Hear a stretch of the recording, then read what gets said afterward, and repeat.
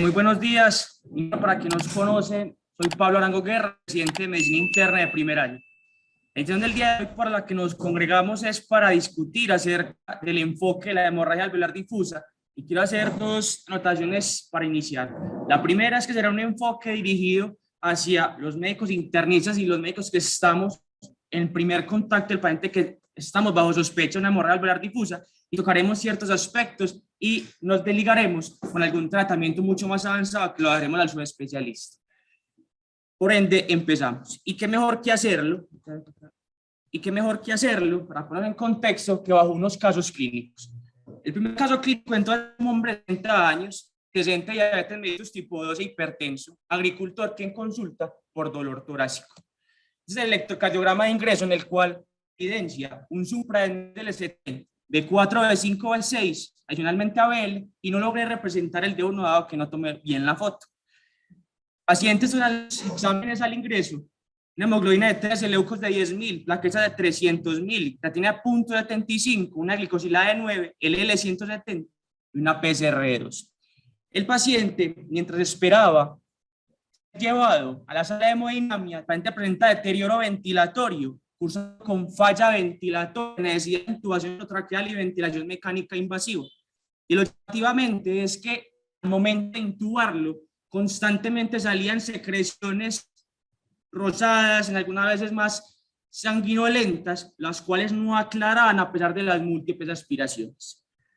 El paciente fue llevado a cateterismo en donde se encontró una oclusión del 90% de la coronaria derecha y el 100% de la circunfleja, y el paciente fue llevado a unidad de cuidados intensivos. Al día siguiente, el paciente se encontró una hemoglobina de 8, de 9.500, plaquetas de 286.000, creatina 1,1 y PCR de 3.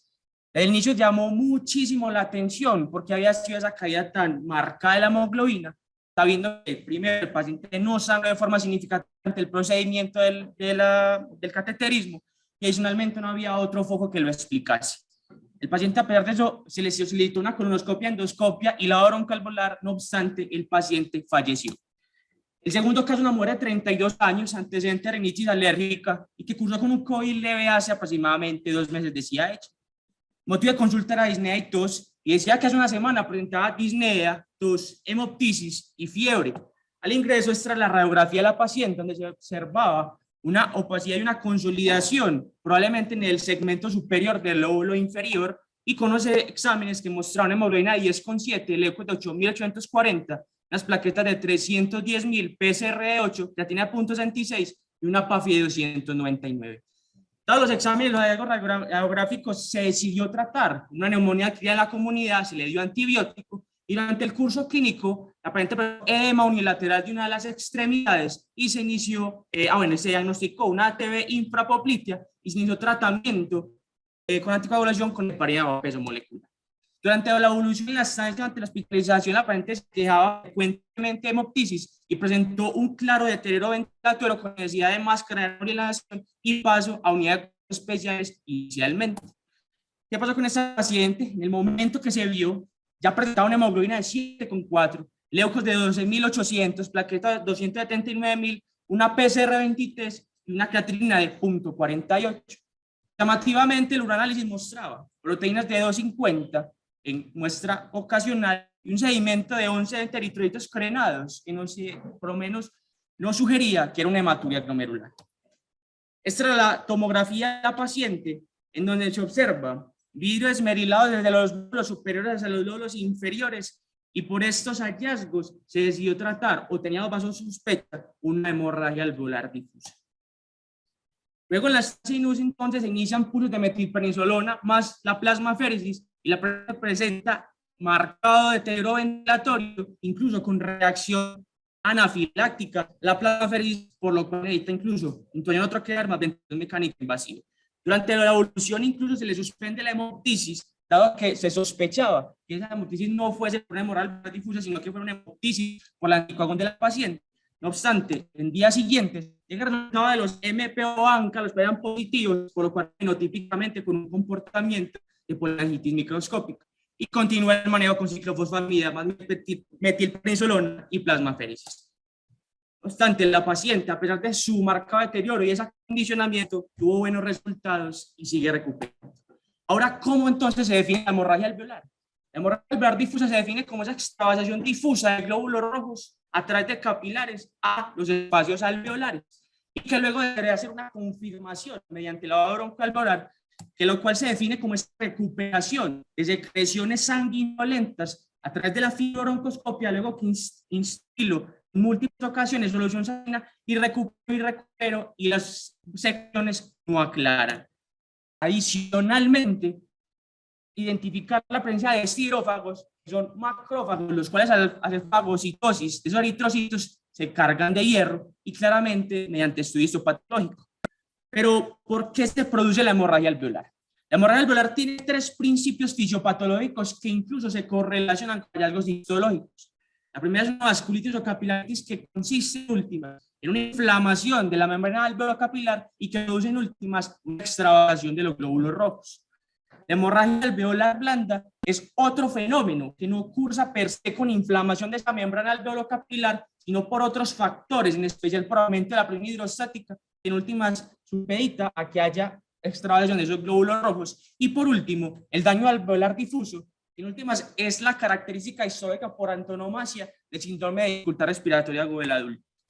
Pero lo que me interesa es que todos estos patrones, tanto fisiopatológicos e histológicos, tienen un fondo, tanto inmune o como no inmune, y que el hecho de que sea vasculitis o capilaritis, aunque la mayoría son inmunes, hay algunas entidades que son inmunes que pueden excursar con hemorragia alveolar blanda con daño alveolar difuso.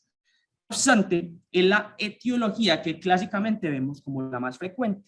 Pero como en la presentación clínica de estos pacientes, pues puede ir al paciente que está claramente asintomático solamente con algunos cambios radiográficos o hasta presentes potencialmente fatales. Y en la literatura se describe que es una patología potencialmente fatal hasta con una mortalidad del 20 al 100%. Y la presentación se da por disnea, tos, la hemoptisis, a pesar de que se busca incesantemente, solamente está en el 66% de los pacientes, dolor torácico, fiebre, acompañado de una caída de la hemoglobina cuando el paciente está con deterioro ventilatorio. Y la típica triada, la cual se busca también frecuentemente de la hemoptisis, anemia y opacidad alveolares, en contexto de deterioro respiratorio, apenas se alcanza a ver hasta en la mitad de los pacientes. Pero acá empieza la primera pregunta, y es que todo es debido a capilaritis, y vamos a ir desde conceptos concebidos hasta tratar de describirlos, o primero tratar de configurar una nueva definición. Porque cuando hablamos de hemorragia alveolar difusa, lo que primero se viene a la mente es síndrome pulmón-riñón. Cuando hablamos de síndrome pulmón-riñón, se nos viene a la cabeza vasculitis ANCA, síndrome de Goodpasture, síndrome nasal y lupus eritematoso sistémico. No obstante, vuelvo a hacer la pregunta, pero todo es un modelo por capilaritis, por lo menos inmunomediado. Es que cuando uno revisa la diferente literatura de revisión, se encuentra con la siguiente frase. Hay un espectro de desórdenes asociados con hemorragia alveolar difusa, pero no hay estudios que evalúen la frecuencia relativa de cada causa. Aún así, la literatura se describe como la capilaritis como la principal aspecto fisiopatológico de la hemorragia alveolar y se ha hecho clásicamente un enfoque neto hacia la capilaritis y las causas inmunomediadas.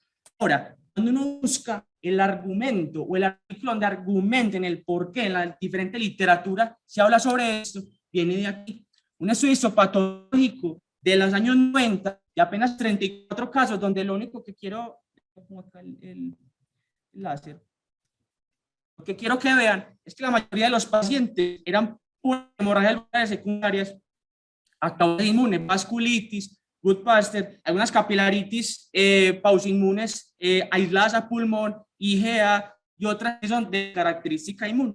Y llamativamente, los criterios de exclusión en este estudio eran, había que excluir falla cardíaca, infecciones, droga, exposición a otras sustancias tales como el asbesto, infagiocitosis, enfermedad venocluida, entre otras causas que también pueden generar hemorragia alveolar. Y luego yo descartar esto, en realidad consideraba que se tratara de un verdadero síndrome de hemorragia alveolar. Si era una de las otras, se consideraba simplemente un sangrado pulmonar agudo. Y dado esto, es un estudio totalmente sesgado hacia causas inmunes, donde en la histopatología se encontraba que la capilaritis estaba hasta en el 88% de los mismos, independientemente si era una vasculitis o no vasculitis. Y es de aquí donde se dice que la vasculitis asociada a ANCA es la primera etiología de hemorragia alveolar.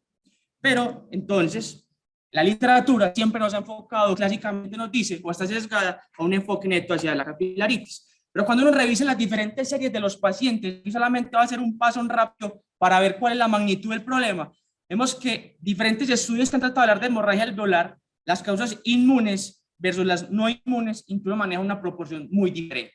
En este estudio, no inmune, 63% versus inmune a 37%. En esta otra serie de pacientes no inmunes, el 55% y las inmunes el 45%. En esta otra serie no inmune, el 73% eran de esta etiología, pero un 27% eran inmunes. Y podemos ver en esta otra que se maneja la misma proporción de 62.5% de inmunes, 30.5%.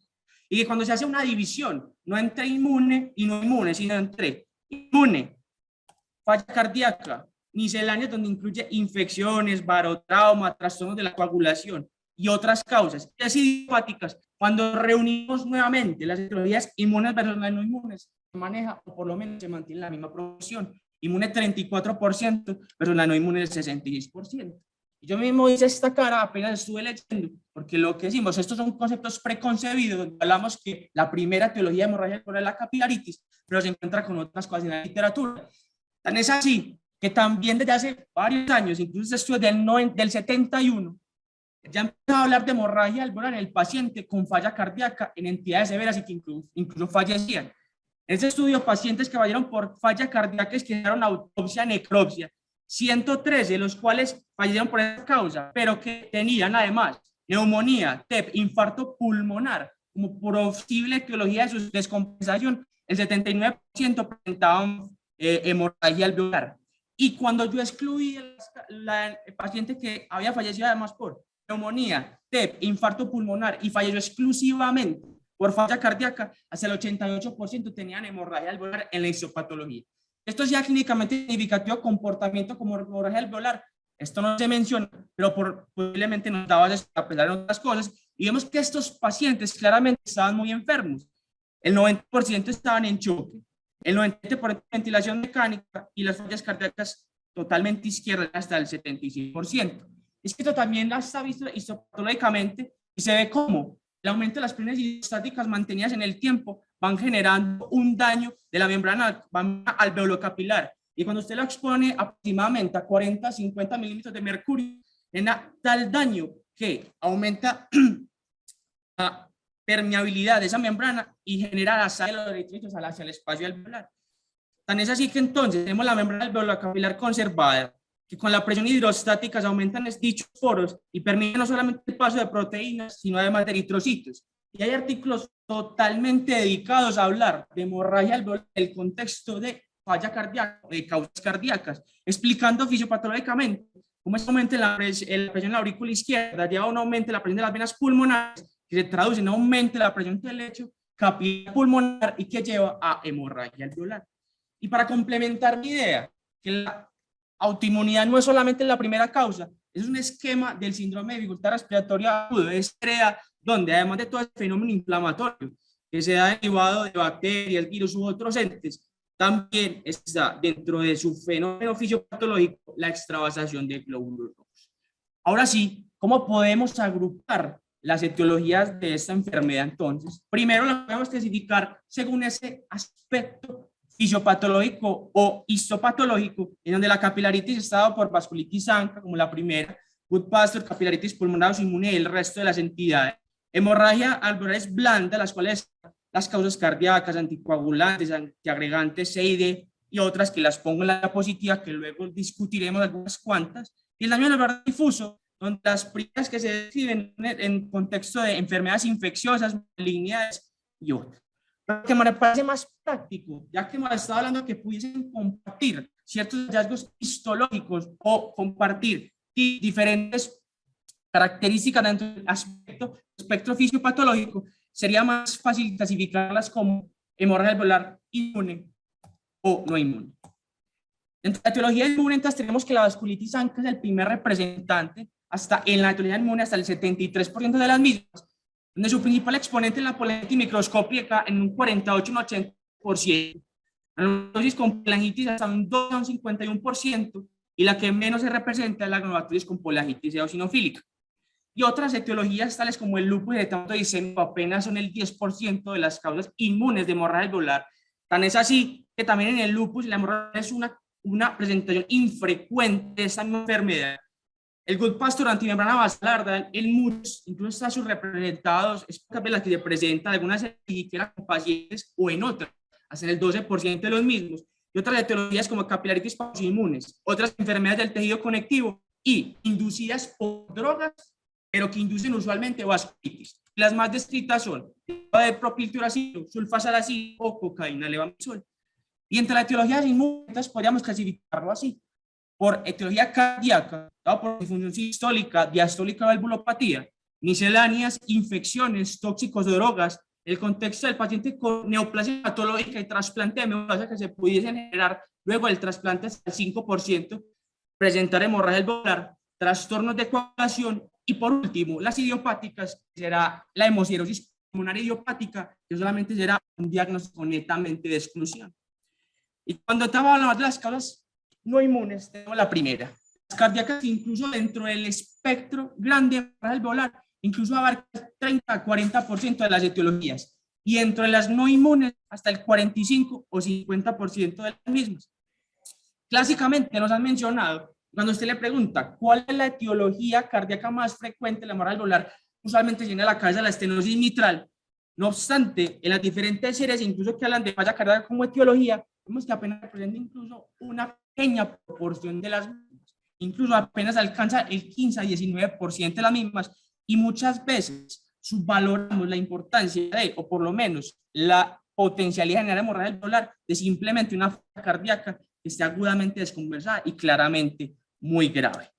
Entre las causas infecciosas apenas abarcan dentro de las no inmunes el 10% de las mismas, y podemos ver que hay artículos de estados del arte solamente enfocados en hemorragia alveolar de etiología infecciosa, de los que se describen los principales son influenza H1N1, que incluso pudiese presentar una hemorragia alveolar aislada sin alguna otra manifestación, el dengue, la leptospirosis, claramente en un síndrome de Weil grave, que puede presentar hasta el 5 a 15% de los pacientes, en malarias graves, en neumonías por Staphylococcus aureus, que son productoras de enzima leucocina, proton valentine, y el citomegalovirus. Y luego haremos unas aclaraciones que posiblemente son enfermedades que per se no cursen con una hemorragia alveolar aislada, sino que cursen con otras manifestaciones clínicas que nos hacen sospechar estas entidades. Dentro de las drogas, solamente abarca el 6% de las causas, dado por reacción de hipersensibilidad, dado como el propiltiuracilo, el atra, sulfasalacina y otros medicamentos, toxicidad directa o por quimioterapéuticos, amiodarona, trasplante de médula ósea, cocaína y defectos hemostáticos, trombolíticos, anticoagulantes, inhibidores de glicoproteína 1B3A, clopidogrel y calderol. Pero ¿qué importancia últimas tiene esta clasificación etiológica? La primera es ver el pronóstico de estos pacientes, y es dado que la etiología inmune versus la no inmune pareciera que la no inmune tiene una mayor mortalidad en comparación con los otros pacientes, y que incluso en las otras series también se ha visto que los pacientes que tienen un aumento en la presión de la arteria pulmonar y de las venas pulmonares presentan una mayor mortalidad y una disminución de la probabilidad de supervivencia en comparación a las etiologías inmunes. Y lo otro son algunos otros desenlaces clínicos, que quiero hacer claridad en algo. Por lo menos, estadísticamente significativo, no hay mucha diferencia entre cuanto a presentaciones clínicas, pero por lo menos acá vemos algo en este estudio, que es de mi interés. Los pacientes que requirieron hemodiálisis, podemos ver que los que más requirieron fueron los pacientes inmunes, y probablemente sea por ese fenómeno de síndrome pulmón-riñón y daño de o glomerulitis rápidamente progresiva que se pudiese presentar en estos pacientes, y que vemos que solamente es un pequeño porcentaje de las otras etiologías que en realidad lo requirieron. Porque, por ejemplo, en este estudio, a pesar de que digo lo mismo, que la falla cardíaca presenta una mortalidad muchísimo mayor en comparación a las etiologías inmunes, pues claramente está derivado por lo siguiente, o porque el paciente presente muchísimas mayores comorbilidades, y además aquí va a ser un fenómeno pues, o algo de reflexión, y es que hemos visto que clásicamente se han descrito las etiologías inmunes como la primera hemorragia alveolar, y claro, eso ha llevado a un sesgo de los tratantes a tratar, o por lo menos actuar de forma rápida y establecer mecanismos de supresión temprana que probablemente en el tiempo haya impactado en la mortal de los niños. Y claramente, la clasificación etológica nos importará para luego hacer un enfoque terapéutico. Pero entonces, ¿cómo hacer el enfoque de estos pacientes? Tenemos dos aspectos: el paciente que está estable, el paciente que de repente en falla ventilatoria, que requiere medidas de estabilización, pero que en última lo que quiero es que entienda que la hemorragia alveolar es una urgencia médica y hay que actuar rápido. Los posibles escenarios clínicos a los que podemos enfrentarnos son los siguientes: un paciente que debuta con hemorragia alveolar y no tenía previa autoinmunidad. Esto lo que quiere decir simplemente es escenarios que aumentan la probabilidad pretest de que tenga una hemorragia alveolar inmunomediada o no inmunomediada. Con hemorragia alveolar con episodio previo de hemorragia y además sin autoinmunidad. La hemorragia alveolar con un paciente que no había tenido antes de hemorragia alveolar, pero que tiene autoinmunidad, y hemorragia alveolar sin autoinmunidad, pero otras comorbilidades que nos hacen sospechar entre etiologías de dicho proceso. Pero entonces, al principio es una historia clínica que me hace sospechar hemorragia alveolar. Debo tener muy en cuenta antecedentes, medicamentos tóxicos, viajes y exposiciones, y además signos y síntomas de trastornos sistémicos que nos orienten hacia la posible etiología. Brote en piel dado por fotosensibilidad, manifestaciones oculares tipo uveitis, senos paranasales dado como descargas nasales, perforación de tabique, nariz sencilla de montar que nos sospechar algunas vasculitis, obstrucción de la vía aérea, sobre todo estenosis subglótica, un síndrome nefrítico o característica de sospechar que esté cursando glomerulitis rápidamente progresiva, síntomas de neuropatía dado por neuritis múltiplex, arterias clínicamente sospechosas, hernia muscular y no olvidar paciente con antecedente de cardiopatía y valvulopatía. Y el abordaje diagnóstico entonces tiene las siguientes fases: imagenológico, fibrobroncoscopia más la broncoalveolar y claramente ayudas de laboratorio. Dentro de la imagenología, aquí empieza lo siguiente. Cuando usualmente nos enfrentamos a los pacientes, inventamos lo siguiente: nos dice el radiólogo que tiene un patrón tomográfico compatible con hemorragia alveolar o edema pulmonar, signos de sobrecarga, correlaciones con la clínica, y entramos en una encrucijada donde tenemos que definir, entonces, es que les he explicado que probablemente compartan un fenómeno fisiopatológico en común, y que son dos patologías que cursan con un llenado de algún líquido dentro del espacio alveolar, y que por eso puedan tener características tomográficas similares. Además, que habrá un punto de la fisiopatología del edema pulmonar que también me pudiese generar hemorragia alveolar. Claro está, con la diferencia de que este paciente con edema pulmonar que genera hemorragia alveolar, entonces está anémico, falla ventilatoria, está claramente grave, pero pueden ser dos fenómenos que en últimas se terminan superponiendo, y que hay algunas características que entonces nos ayudará a definir, aunque claramente es muy difícil. Primero, y quiero aclarar, probablemente yo acá pongo TACAN, es porque debería ser la primera línea. No obstante, si nos enfrentamos a gente que está con hemoptisis y vamos a enfocar en hemoptisis, pues también podríamos dar un angiotac donde evaluaremos aparte otras causas de hemoptisis y además evaluaremos el parénquima. Pero primero será TACAN. Ya sabemos que cuando vamos a hablar, estamos frente a un paciente que está con un curso de enfermedad agudo, subagudo, donde los hallazgos, tanto una hemorragia alveolar y una falla cardíaca, podrán ser de esmerilado, que pudiese concluir en última dando fenómeno consolidativo, y un engrosamiento septal, que se pudiese ver tanto en la falla cardíaca como en una hemorragia alveolar cuando ya tiene un curso mucho más subagudo. Y que incluso aún nos complica más la cuestión de diferenciar entre hemorragia alveolar y falla cardíaca, que incluso la hemorragia alveolar también tiende a resolver rápidamente. Incluso la literatura lo describe como que entre 3 días y 14 días, 2 semanas, la hemorragia alveolar, incluso hallazgos tomográficos, pudiesen desaparecer. Incluso hay otros que mencionan que hasta 48 horas. Por lo cual solamente nos pegamos de ciertos hallazgos auxiliares que ayudan a definir si es inmunomediado o no inmunomediado. Ejemplo, nódulos cavitados, nódulos centrolobulares más estenosis de la vía aérea, inflamatorios con poliangitis, fibrosis o bronquiectasias en el contexto de politis microscópica, inflamación de la vía aérea en el contexto de granulomatosis con politis eosinofílica, derrame de serosas, que puede ser polo peritoneo sistémico, pero si solamente es derecho, debemos definir si en realidad es por meramente falla cardíaca, y que usualmente, cuando es unilateral, nos pudiese sugerir que fuese de etiología inmune. Aquí podemos ver entonces dos placas, dos radiografías de tórax, donde la primera vemos esas opacidades de 4 cuadrantes, que incluso en esta es derivado de una hemorragia alveolar difusa, Y este es un paciente que presenta las características, pero es un edema pulmonar.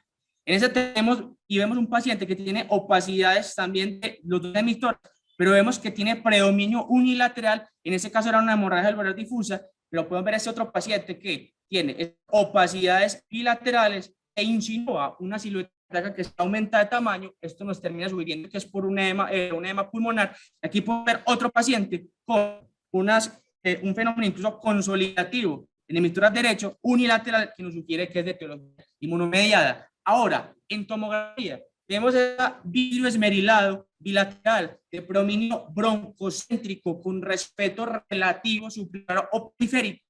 En este caso, lo que quiero que vean es esto, que hay cierto engrosamiento de septos, incluso se insinuó un poco de engrosamiento de las cisuras, acá vemos más engrosamiento de septos que nos sugiere que es una etiología no inmune, o sea, por falla cardíaca, por sobrecarga. Acá tenemos otro paciente donde vemos el mismo vidrio esmerilado, incluso puede confluir tanto que se me hace una consolidación, pero vemos este engrosamiento de septos, engrosamiento de las cisuras, que nos sugiere falla cardíaca, pero puedo ver estos otros pacientes donde tenemos las mismas características, no vemos ese engrosamiento de septos ni de más cisuras que nos sugieren etiología inmune, o podemos ver esos pacientes donde simplemente es vidrio esmerilado, sino algún otro hallazgo, engrosamiento de septos, no engrosamiento de las cisuras, otra etiología inmunomediada, y los hallazgos auxiliares que si los encuentro serían de mucha ayuda. Un paciente con hemorragia alveolar, vidrio esmerilado, pero además presenta nódulos que están cavitados, nódulos que están cavitados. Otra con vidrio esmerilado totalmente unilateral, con presencia de algunos nódulos de destrucción aleatoria y que además tiene signo del halo. Esto lo que sugiere es que tiene capilaritis alrededor de esos nódulos. Estos hallazgos auxiliares nos definen, nos ayudan si el paciente tiene una etiología inmune. Y vemos otro de estos donde, por ejemplo, acá tenemos un paciente con las características, pero tiene engrosamiento de septos, derrame pleural bilateral, de predominio derecho. Eso nos ayuda a definir probablemente sea etiología cardíaca por fenómeno congestivo. Y aunque yo les dije que lo unilateral, usualmente la hemorragia alveolar blanda, de inmune, pero también hay algunas etiologías de edema pulmonar bilateral. Insuficiencia mitral severa, posicional, edema por expansión, oclusión venosa pulmonar. Hallazgos tomográficos es bastante difícil de diferenciar.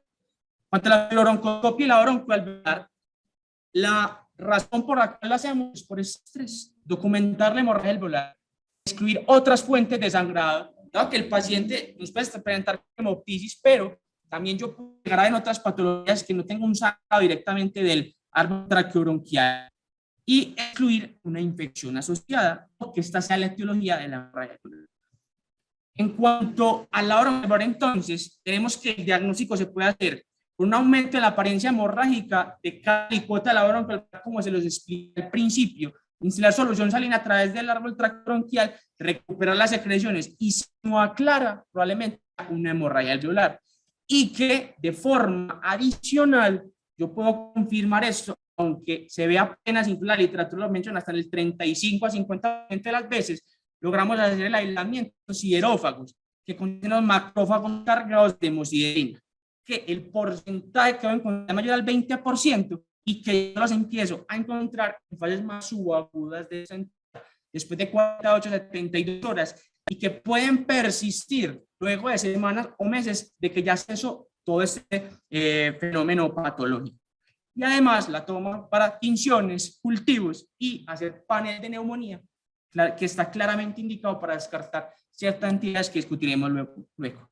¿Cuántos estudios de laboratorio, hemograma, pruebas de coagulación, TPTPT, creatinina y BUN, ANCA o la realizado por ELISA, antimembrana basal? Y esto es importante dado que hay un porcentaje importante de pacientes con vasculitis ANCA que además tienen concomitante positividad para anticuerpos antimembrana basal. ANA, anticuerpo antifosfolípido, es raro que el SAF curse con hemorragia alveolar, sin embargo, está descrito. Factor reumatoide, uroanálisis acá es importante, dado que usualmente buscamos deterioro de la función renal para definir que el paciente ya tiene un compromiso. No obstante, en estos tipos de patologías, incluso yo solamente encontraría ya en el citoquímico de orina, en el sedimento, que ya me sugiere un daño renal sin tener un franco compromiso en la función renal. toxinas y, como le dije anteriormente, la importancia de buscar otras causas, ecocardio, electrocardiograma, incluso un BNP si la circunstancia lo requiere. En cuanto a patología, lo único que diré es lo siguiente: estamos frente a un paciente que está críticamente enfermo y usualmente no tolerará ni una biopsia transbronquial ni una biopsia abierta, por lo cual nos debemos pegar de otras cosas. ¿Qué hago? La reflexión es que nos encontramos en Colombia. Usualmente 24 no vamos a tener fibrobroncoscopia. Las pruebas de autoinmunidad, ANCA, SANA y el resto de pruebas pueden demorarse. Estamos frente a pacientes que están críticamente enfermos y que debemos definir rápido estrategias de inmunosupresión. En otros países en menos de 24 horas o en 24 horas tienen el resultado de los ANCA, pero estas no son nuestras circunstancias y tenemos que actuar rápidamente. ¿Con qué? Bajo estas circunstancias. Varios de estos escenarios nos van a sugerir que el paciente tenga una etiología inmune, no inmune, para definir la estrategia de inmunosupresión de forma temprana y rápida. Es así como incluso hay estudios que tratan de evaluar cuáles son las características que me proponen que el paciente tenga hemorragia alveolar inmunomediada o no. Aquí podemos ver que lo estadísticamente significativo para este fue que el paciente tiene síntomas respiratorios mayor a 11 días al episodio en el que ingresó. Claramente artritis clínicamente sospechosas. Y aquí lo importante y el que más les digo es la presencia de hematuria, proteinuria, incluso sin un franco deterioro de la función renal, y lo aclararemos y lo tomaremos más adelante. Tanto que ellos incluso encuentran que las que mayor medidas de asociación les da son estas cuatro: el tiempo desde el inicio de síntomas, fatiga y síntomas constitucionales, arterias clínicamente sospechosas, proteinuria, y no me explico por qué incluyen la hematuria. Pero con esto ellos hacen un score donde le dan un puntaje a cada característica clínica y que si da mayor de 4, estos criterios discriminatorios tienen una sensibilidad del 100%, una especificidad del 88% y un valor predictivo del 100%. No obstante, lo que quiero que entiendan es lo siguiente: la hemorragia alveolar aislada de etiología inmune es muy rara, y puse incluso el porcentaje más bajo que encontré en la literatura, incluso sesgadamente. El síndrome de Goodpasture incluso describe que el 1% de los casos cursan con hemorragia alveolar aislada sin compromiso renal. El contexto de granulomatoses con poliangitis, solamente el 7% tienen ausencia de compromiso renal, 5% de poliangitis microscópica, y en lupus, un 1.6% que en la literatura descrito tienen hemorragia alveolar aislada. Entonces, ¿qué dice uno? Yo me debo pegar de otras características, incluso como lo vimos en el caso inicial, el momento de hacer la inauguración de la charla, donde la paciente nuestra tenía hemorragia alveolar, no tenía un deterioro franco de la función renal, pero sí encontramos datos que nos vería hematuria glomerular. Entonces, la importancia de encontrar esos otros datos que nos orienten hacia una etiología inmunomediada.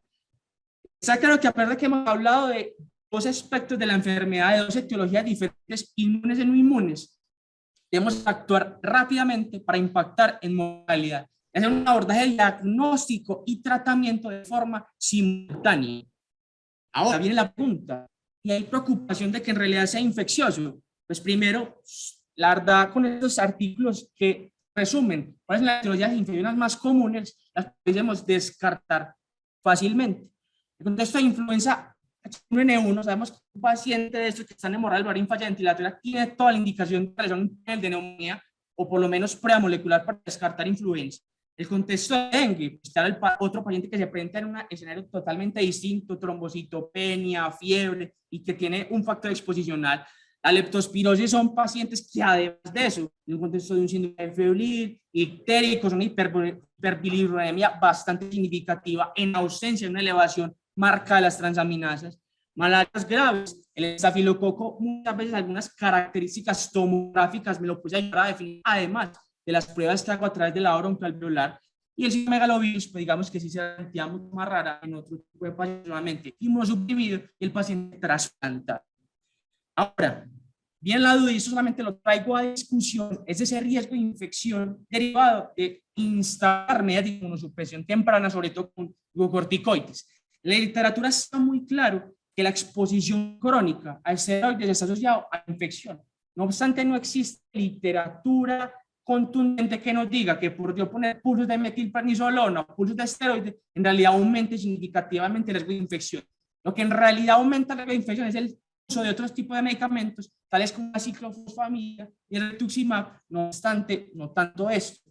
Y yo lo que quiero que quede claro para el internista es instaurar esas medidas de inmunosupresión de forma temprana. Y si le da tanto susto, yo creo que esto lo he aprendido de varios de mis mentores internistas y reumatólogos, el cual, si tiene miedo a un paciente, por una le pasa el esteroide y por otra le pasa el antibiótico.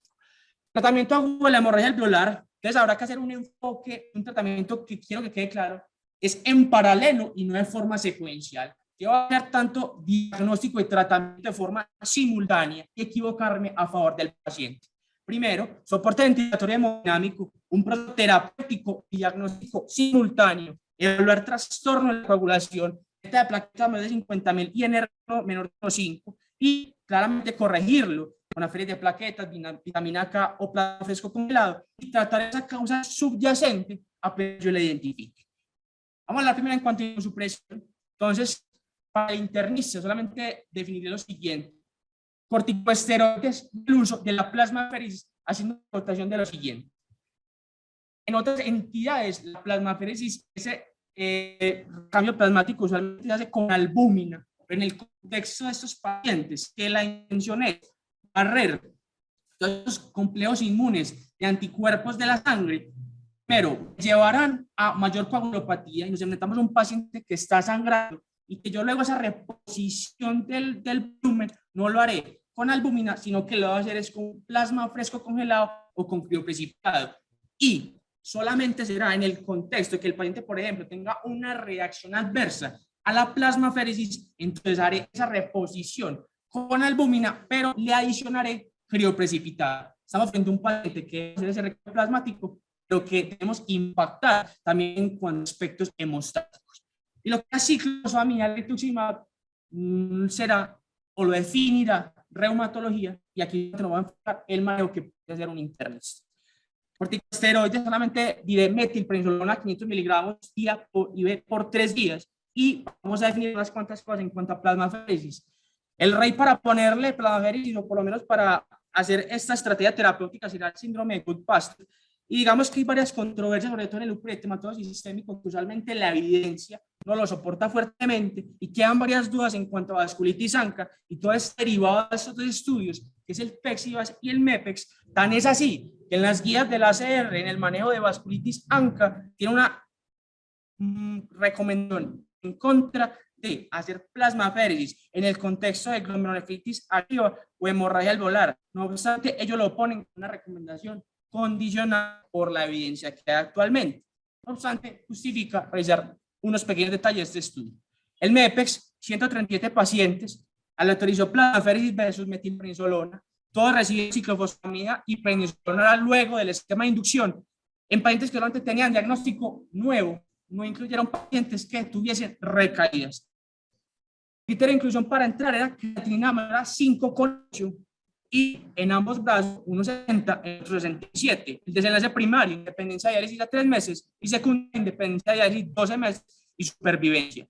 Lo que quiero simplemente aclarar lo primero, que teníamos hallazgos históricos de base en estos pacientes, por lo menos sabemos cuántos pacientes de estos que probablemente dicen que el 60% tenían semilunas, pero lo más importante es que cuál era el porcentaje de pacientes que ya tenían glomerulosclerosis o por lo menos esos cambios ya arteriales en estos pacientes y que probablemente esto, una estrategia de inmunosupresión no impacte tanto, es un fenómeno que digamos que ya se estableció, está esclerótico. Y claro está, no hay datos ni desenlaces en cuanto a hemorragia alveolar en estos estudios. Que se encontró por lo menos que se impactaba en cuanto a independencia de diálisis a 3 meses y a 12 meses, incluso con un HR.47, lo cual es estadísticamente significativo. Y podemos ver en esta curva que en realidad esa proporción de pacientes que no necesitaron luego diálisis, si se separaban en las gráficas de Kaplan-Meier, pero no obstante en el seguimiento a largo plazo, incluso a 8 años, se pierde dicho beneficio. Y luego viene el estudio PECAS, en el que eran 704 pacientes que incluían diagnósticos nuevos y además recaídas y que tenía un diseño factorial 2x2, donde todos recibían ciclofosfamida o rituximab y se le autorizaba plasmaféresis 7 sesiones en 14 días versus metilprednisolona, y hablar una dosis estándar de esteroide versus reducida luego de que el paciente estaba en la fase de inducción. En los dos brazos 352 pacientes donde lo que querían evaluar era desenlace primario, muerte e independencia del escenario. Dentro de las características, aquí sí es muy diferente porque la creatinina basal, el promedio de estos pacientes era alrededor de 3,5, 3,6, como en el MEPES, que era de 5,8. Y en ese estudio sí tienen datos en cuanto a hemorragia alveolar. No obstante, vemos que es un pequeño porcentaje de los mismos, ni siquiera alcanza a ser un tercio de los mismos. Vemos que el 73% no cursaban en el grupo de plasma y 72% no cursaban con hemorragia alveolar, solamente alrededor de un 26% en cada brazo, y no incluyeron en este características histológicas, porque no sabemos de base estos pacientes qué grado de glomerulosclerosis tenían, y más que eran pacientes además con recaídas de la enfermedad. Aquí solamente voy a mencionar que ellos no alcanzaron ninguno de esos enlaces, ni el primario ni el secundario, pero que trataron de hacer, incluso en lo que es el suplemento del artículo, esto, tratar de ver cuál era el comportamiento en el contexto de hemorragia alveolar, que ellos veían que básicamente era significativo entre plasma y no plasma, pero que impresionado, por lo menos sugería que puede tener algún grado de beneficio. No obstante, sabemos que la población está subrepresentada y no podemos sacar conclusiones derivadas de esto. Por ende, la evidencia en plasmaféresis es incierta, que a la dosis antimembrana basal, si creatinina mayor a 5,8, si tener un menor grado de glomerulosclerosis, en realidad tendrá un mayor beneficio, y está claro que la hemorragia alveolar está subrepresentada en los estudios. Y que en últimas, en el contexto de hemorragia alveolar, no hablar en el contexto del paciente con compromiso renal, por lo menos indicaciones para plasmaféresis deberían ser presencia de Good Pasture anticuerpo antimembrana basal, vasculitis ANCA grave y la hemorragia alveolar grave, que simplemente es definida como una saturación por debajo de 85, posiblemente con requerimiento de oxígeno, teniendo la consideración que el recambio se debe hacer con plasma fosforilado o crioprecipitado. Está claro que el resto de etiologías será un tratamiento específico luego de yo haberlo identificado. En cuanto a refractariedad, tenemos que tener en cuenta que un paciente que está sangrando y que tenemos que impactar o podemos instaurar medidas que impacten en el fenómeno hemostático. Y solamente me basaré en estas dos cosas. Primero, todo es el fenómeno de la cascada de coagulación, y que en el contexto de hemorragia alveolar debería impactar en estas dos cosas. Evitar que el fenómeno plasmina para evitar los fenómenos de fibrinolisis, y que el factor tisular se le pegue la mayor cantidad de factor 7 activado para generar fenómeno de hemostasis y formación de coágulos. Está descrito, y la evidencia solamente está por series de casos y reportes de casos donde la tasa de éxito aproximadamente 95, incluso hasta del 100%, donde el factor 7 recombinante se puede administrar de forma intravenosa o endobronquial. Dichas son las dosis, y lo mismo sucede con el ácido tranexámico, que se puede dar de forma intravenosa, nebulizada o de forma transbronquial, con el fin de impactar en el fenómeno hemostático de estos pacientes. En última manera de conclusión, este es un algoritmo que en últimas quiero que entiendan lo siguiente. Me gusta porque por lo menos en la parte superior consideran otras causas de hemorragia alveolar, tales como hay drogas que lo causan, que la falla cardíaca en el contexto adecuado debe considerarse, y que luego pensar en las etiologías inmunomediadas. No obstante, sabemos que estamos en Colombia, que las pruebas no las contamos el resultado de forma inmediata, por ende, todo el tratamiento y el abordaje diagnóstico sea de forma paralela o sea simultánea. Como conclusiones, entonces, la hemorragia alveolar es una entidad rara, aunque probablemente subestime su frecuencia de presentación. Lo importante es reconocer su carácter potencialmente fatal. No todo es inmunomediado, y puede que la capilaritis no sea el sustrato fisiopatológico más común, pero es probablemente la que más se puede impactar por parte del médico internista, y por la insistencia en actuar rápido y equivocarse en favor del paciente. Es vital el papel de internista, el enfoque integral de la hemorragia alveolar para impactar de forma positiva. Un agradecimiento a la doctora Juana Pisa, el doctor Sergio Londoño y el doctor Andrés Chavarriaga.